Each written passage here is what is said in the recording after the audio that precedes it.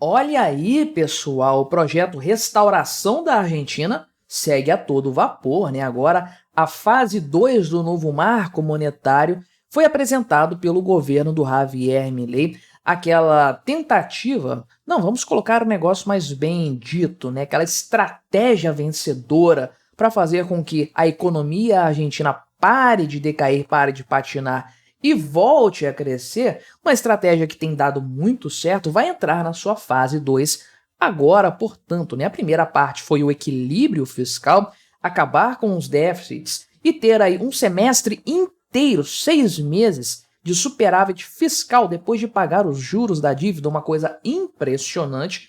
Agora que esse patamar foi atingido e que esse se tornou o novo normal na Argentina do Javier Milei, vai começar a fase 2, com mais poder para o Banco Central da Argentina estabilizar a moeda e, portanto, os preços. Para quê?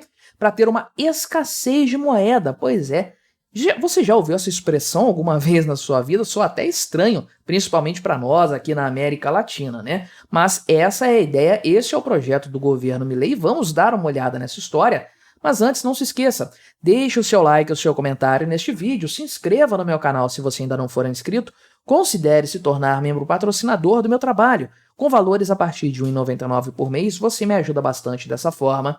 Pode ter certeza disso, né? Então, qual que é o ponto aqui colocado pelo pessoal do Infomoney, também aqui da CNN, trazendo a explicação sobre essa fase 2 do novo marco monetário, né? Então, a ideia aqui do Banco Central, foi o Banco Central que fez essa nota aí explicando esse procedimento, obviamente em consonância com o governo Javier Milei, né?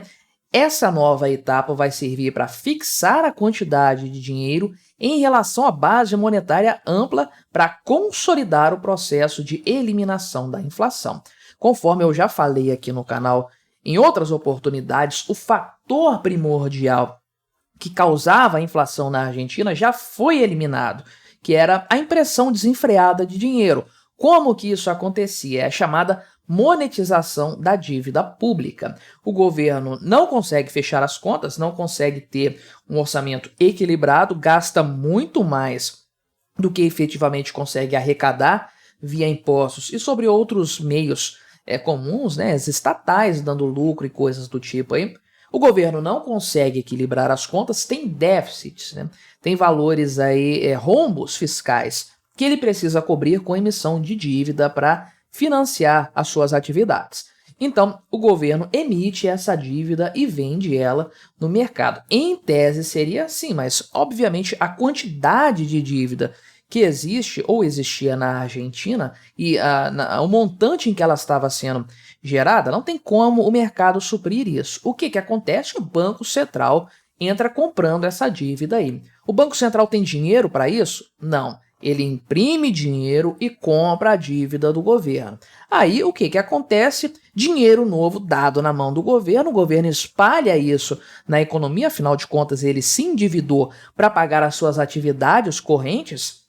Então o que acontece? Você tem uma abundância monetária, dinheiro a rodo circulando pela economia, todos os preços sobem nesse sentido para acomodar a nova realidade monetária que se abate sobre o país. O que o Milei fez? Fechou as torneiras da impressão de dinheiro, cortou o mal pela raiz, acabou com os déficits e passou a ter superávit. Por quê? O superávit dá a margem de segurança depois de pagar os juros da dívida. Se os juros não fossem pagos, a dívida ia continuar crescendo de forma indefinida.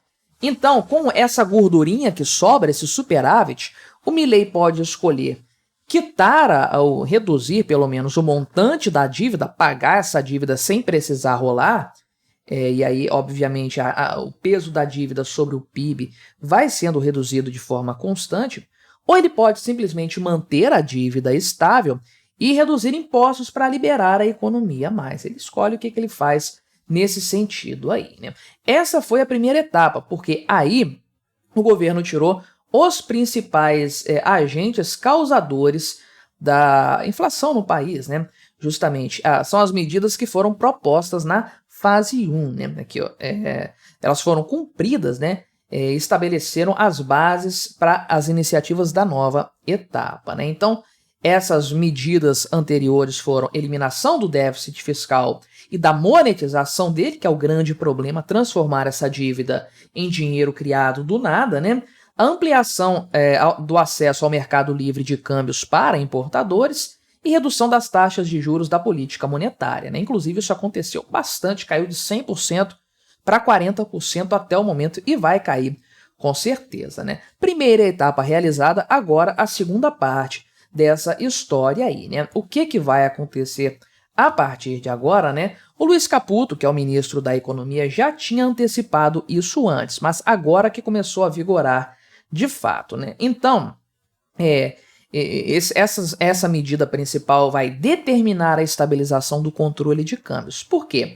Porque ela vai limitar a quantidade existente de pesos na economia ao montante nominal existente no Banco Central da Argentina, né, no dia 30 de abril. É o valor aqui de 47,7 bilhões de pesos correntes. Isso aqui é o montante total de dinheiro, né? E é isso aqui que a economia argentina vai ter no final dessa fase aí, né? Ou seja, a estabilização da quantidade de moeda em circulação, né?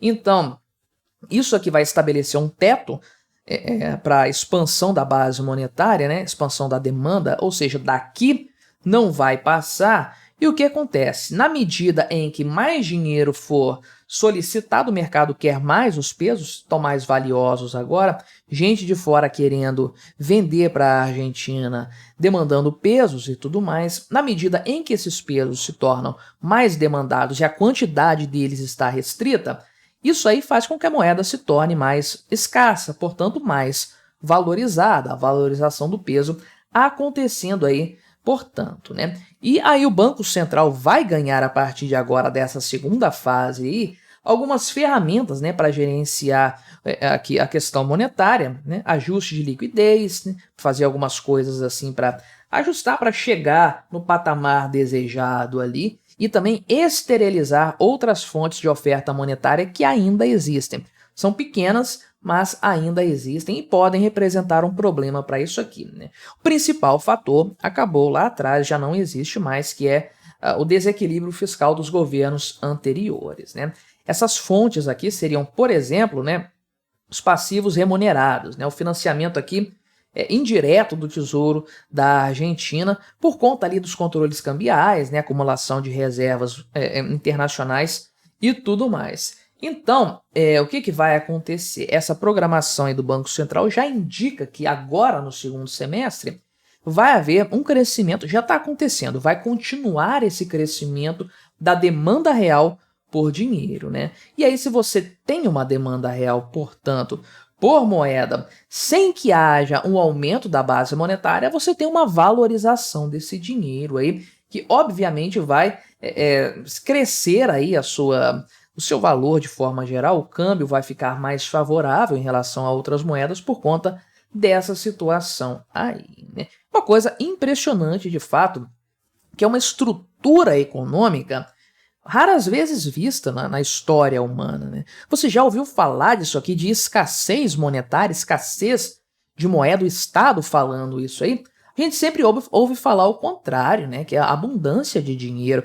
Aliás, essas políticas de quantitative easing que os bancos centrais, como o norte-americano, o Banco Central Europeu também, têm adotado, são o exato oposto do que o Milei está fazendo na Argentina, né? É uma coisa impressionante. É o dinheiro barato produzido do nada para girar a economia, obviamente colocando todos esses países, a União Europeia inteira, os Estados Unidos também, Japão e outros, na armadilha da inflação, que é a quantidade de dinheiro circulante não foi suficiente aí, né, ou não resolveu o problema que eles queriam resolver do progresso econômico e tudo mais. A economia está mais ou menos no meio de campo da mesma forma, só que você tem uma quantidade grande de dinheiro em circulação pressionando a inflação, os preços para cima, e aí o Banco Central tem que aumentar a taxa de juros para segurar essa peteca, né? E aí o que acontece? Você estrangula a economia dessa forma. Se o Banco Central solta um pouquinho a taxa de juros para aliviar a economia, a inflação dispara e aí fica essa gangorra da qual esses países desenvolvidos não conseguem sair.